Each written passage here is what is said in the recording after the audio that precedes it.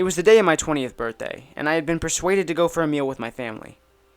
I was never one for family events, being forced into spending time with relatives I barely knew, it didn't feel like a present.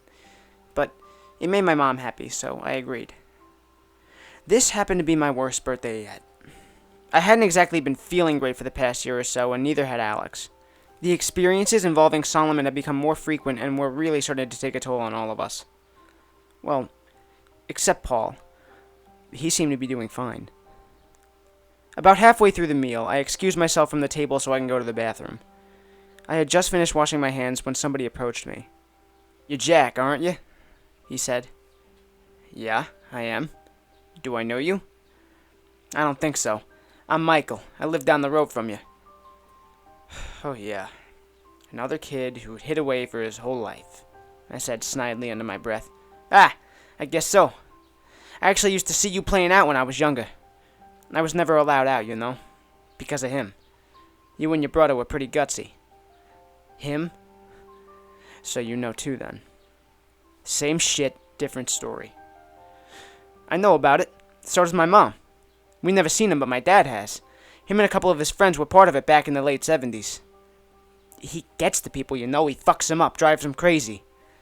That's what he did to my dad's friends. Either you or one of your little friends will be gone soon. Shut your damn mouth. We'll be fine. We have been for the past 8 years, and we will be when it's all over. We just have to ride it out." "Sure you will. Just make sure you keep in contact with your buddies daily. Those who are most tortured usually suffer in silence." For the next few days, I took the advice of Michael. I made sure to keep in contact with Tom while me and Alex looked out for each other. Tom seemed to be doing pretty well, considering he'd had it the worst out of all three of us, and, well, Paul wasn't doing so well. He told me that something bad had happened and that things were worse than ever.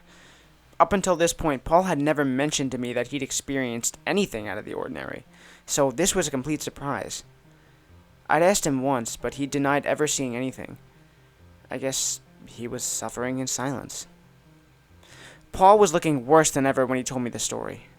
Very thin, pale, and evidently tired. He told me that it was around 3 a.m., and he was awoken by a breeze coming through the window. He'd expressed bewilderment at how the window had been opened because he always keeps it locked at all times. He got out of bed, ran over to the window straight away and tried to lock it, but the latch was snapped. After closing it shut, he slowly walked back to his bed and sat down. That's when he appeared. Paul had seen him at his window before, but not like this. His face was not as distorted as usual. He could make out his black eyes and the look of that sick happiness on his twisted face. The window slowly opened and Solomon's tall figure began to jerk in through the opening. Crawling and wheezing heavily, he kept his eyes locked onto Paul, and he couldn't look away. Creeping over to where Paul was sat, he pointed his finger towards Paul's wrist and marked a cross into his skin using his fingernail. In doing so, he stared at Paul and smiled. After that, Paul told me that he passed out.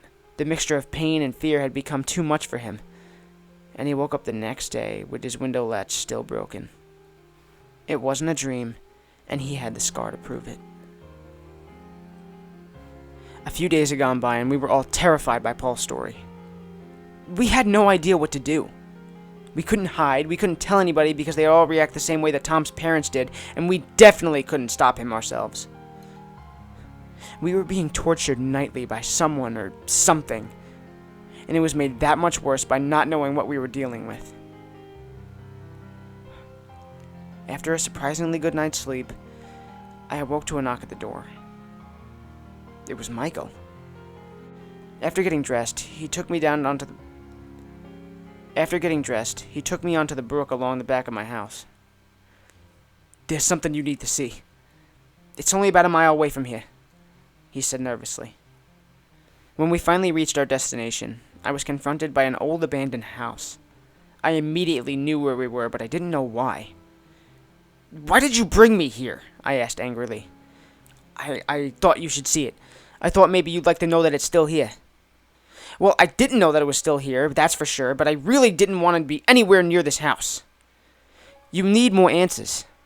And if there's even a slight possibility that you'll find some here, we gotta go inside." I hated to admit it, but he was right. I had nothing.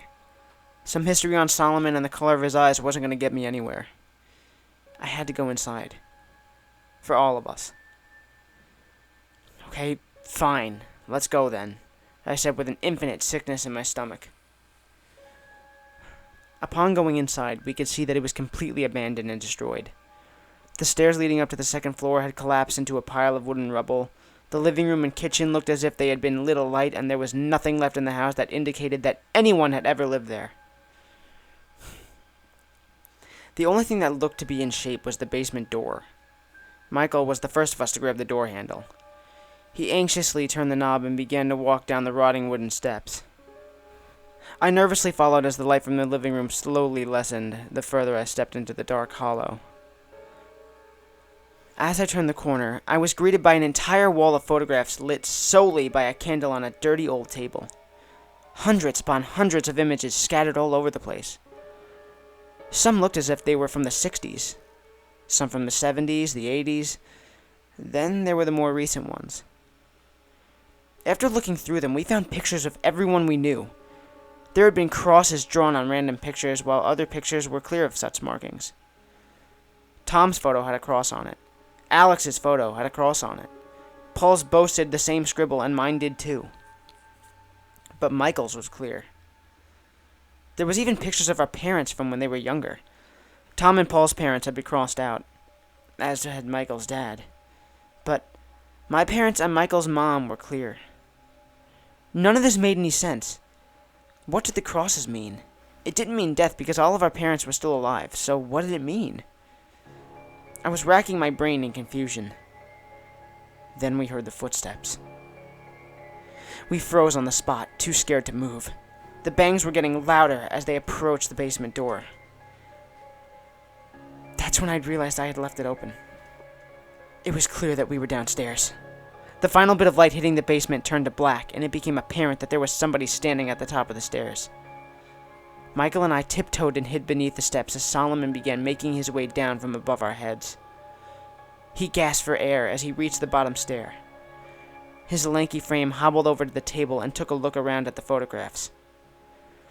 The fear I was feeling didn't scare me still. It compelled me to run. I nudged Michael and urged him to follow me. Right before we were about to run, Solomon turned around and let out an angry croak. We ran. We were running as fast as we could, but he somehow could keep up. All I could hear was panting, the morph laughing, the hunger. He was only a foot behind us when we reached the top of the stairs. Michael slammed the door shut behind him as we reached the living room and headed straight back out into the brook. We followed the trail urgently and made our way towards our homes. I now had even more questions than ever and no answers to accompany them. When I arrived at my front door, it was already open. I walked inside the house to find my mom, dad, Alex, and Tom sat in the living room. My mom and Tom had been crying. The air suddenly felt cold. Paul had been found dead in his living room. He had slit wrists during the night that I had been having a good night's sleep. It seems that Michael was right, and now one of us was gone. I just didn't expect it to be Paul. He drives you insane, and there's no escape when you suffer in silence. I'll never forgive myself for not giving Paul more of my time. I just can't help but feel that maybe I could have saved him. I know one thing's for sure. I lost a great friend that day, and I'll never forget him.